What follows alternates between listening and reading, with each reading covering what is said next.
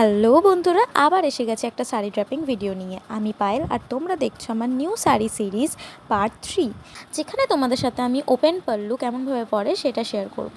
তো as usual যেমন করে আমরা স্টার্ট করি, ডান সাইডের কর্নার থেকে টাকিং শুরু করলাম, একটা রাউন্ড ঘুরিয়ে নিলাম এবং তারপরে প্লিটিং স্টার্ট করব। যেহেতু এটা ওপেন পাল্লু করব, তাই আমি রাফলি প্লিট করে শাড়িটা এক পাক ঘুরিয়ে বা কাঁধের ওপরে একটা পিন দিয়ে সিকিউর করে নেব এবং লেন্থ রেখেছি হাঁটু পর্যন্ত।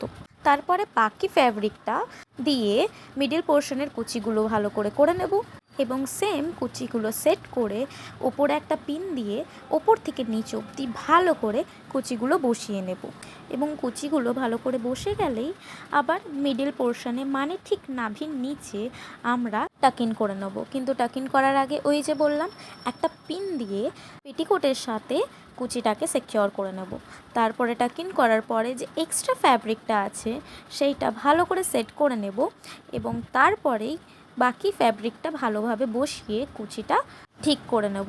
তারপর এলো আঁচলের পালা।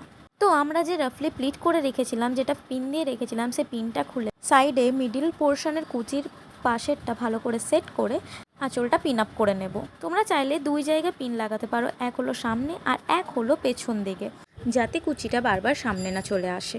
এবার ওপেন পাল্লুতে সব থেকে বেশি প্রবলেম যেটা হয় সেটা হচ্ছে আঁচল সামলানোর ক্ষেত্রে।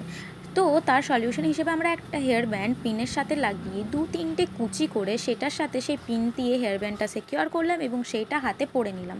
এবার তোমার আঁচলের কুচি কখনো খুলে পড়বে না।